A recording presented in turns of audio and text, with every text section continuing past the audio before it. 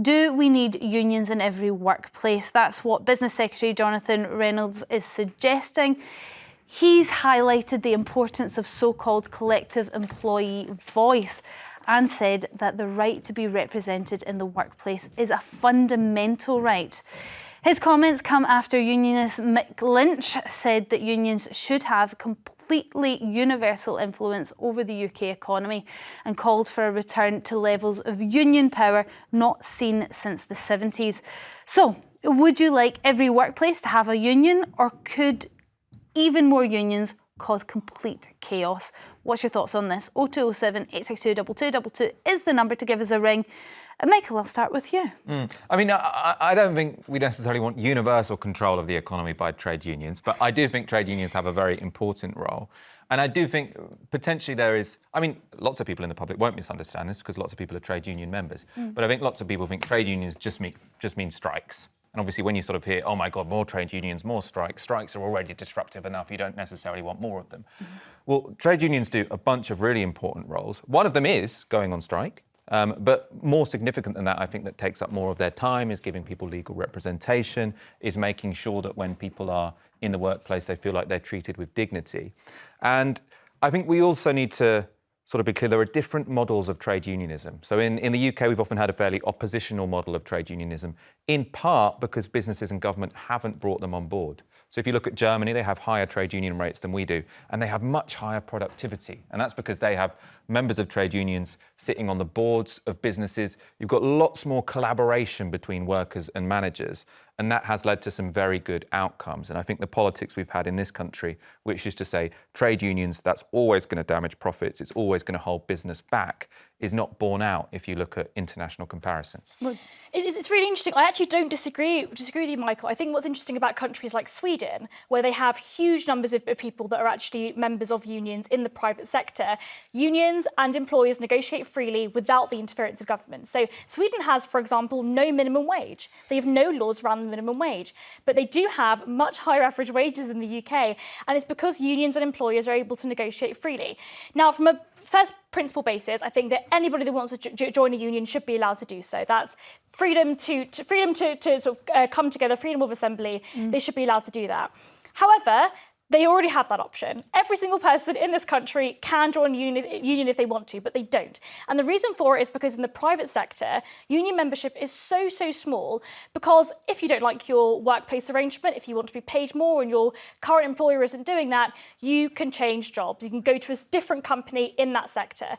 The majority of union members are in the public sector. And the reason for that is because if you're an NHS worker, there is nowhere else for you to go. You are negotiating with the taxpayer, with the government. And so effectively what that means is that your only way to negotiate with the government, if they are not listening to you, is to withdraw your labour, is to stop working.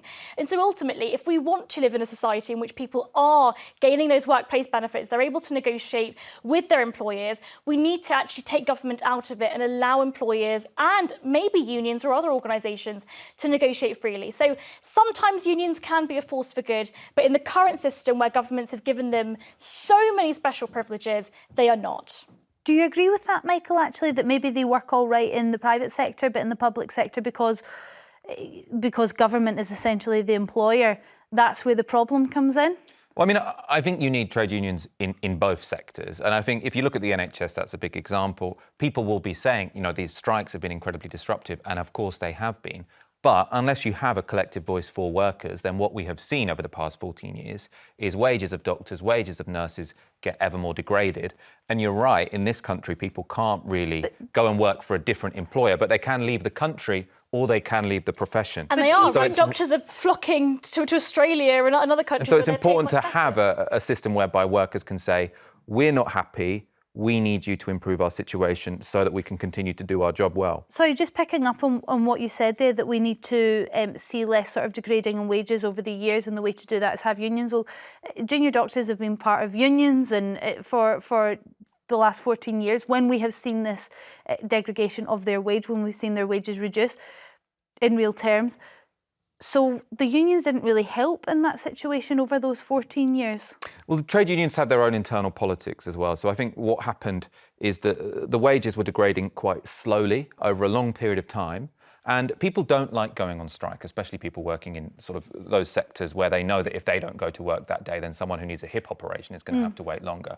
So I think it had to wait until measures got quite extreme. So the reason we got all those strikes then was because what had been a slow decline suddenly became a collapse. And that's because inflation went up to 10 to 20%. And that's when the union stepped in. OK, let's go to the calls and find out what you think at home. Do we need unions in every sector of the workplace? Susan from Lincolnshire, you're up first. Yeah, I believe we do need unions back. I know, because I won't go down this road fully, but I come from a mining family and I know what a damage that some of them caused. But I worked in the private sector, hotel business, etc., plus shops. I found that when the unions was taken away from us, we were actually made to work longer. If we told our bosses that, well, we've got to get a bus home or a train, oh, well, you need to work because there's nobody else, otherwise you know where the door is. Well, I'm sorry. If I'd had a union, I could have said to them, right, I'm going, mate. But you could have worked at a different hotel. You could have worked somewhere else. Your skills were transferable. Sweetheart, you can't. If you live where I live, you don't have many jobs around here. And when I lost my husband and became on my own with the child, I had to go to work.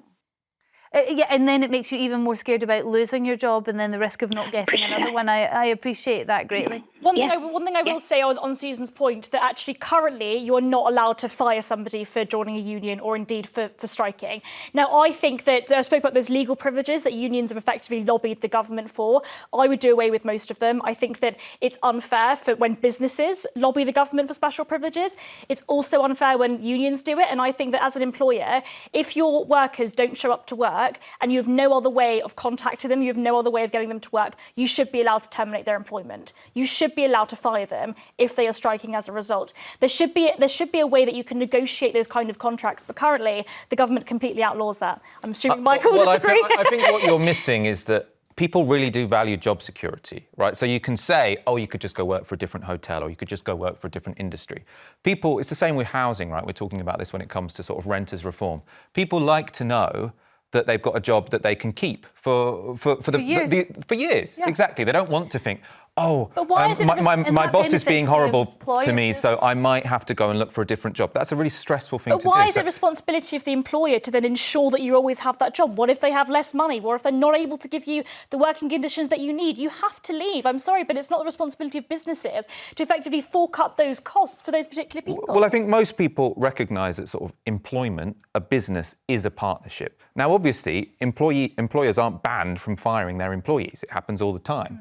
But it can't just be based on this whole, well, if you want to fire them, you can fire them, they find a job somewhere else. The reason we have sort of laws when it comes to industrial relations is because we recognise as a society that it's important that people can stick up for themselves in their current place of work so that they can continue working there and not have the disruption of going to have to find a different job elsewhere. Isn't the concern, though, when it sways too much the other way and we have unions in every workplace, that it will actually put off entrepreneurship? It will put off people starting business because they think, well, at the beginning of any business, you're not giving your employees the wage that you would potentially like to give them because you're just starting up. And that might cause some serious issues in that way. And this is just a quick point. Is it the point in sort of larger businesses, large companies like Amazon, Google? But what about smaller companies? What about your local cafe, your local smaller companies? How are they going to be able to continuously employ those particular people because they legally have to? I think that's an unprecedented amount of government intervention. OK, so I think there's two things going on here. So there are definitely certain forms of labour law and certain forms of union law which could disincentivise entrepreneurship. Obviously, if you make it illegal to fire someone, then that's going to be terrible for entrepreneurship. Obviously, if you say that you can all go on wildcat strikes sort of the next day, the moment you get annoyed, that's going to be terrible for entrepreneurship. But the idea that having a trade union in each workplace that's following trade union law, I mean, I think it needs to be reformed around the edges to probably, I mean, I'd say to make it a bit more friendly to trade unions. You'd probably disagree. But clearly this has to be a regulated space. And I think we definitely can, and you see it in Germany, have lots of trade unions and it not damage profitability of businesses. That's been very interesting.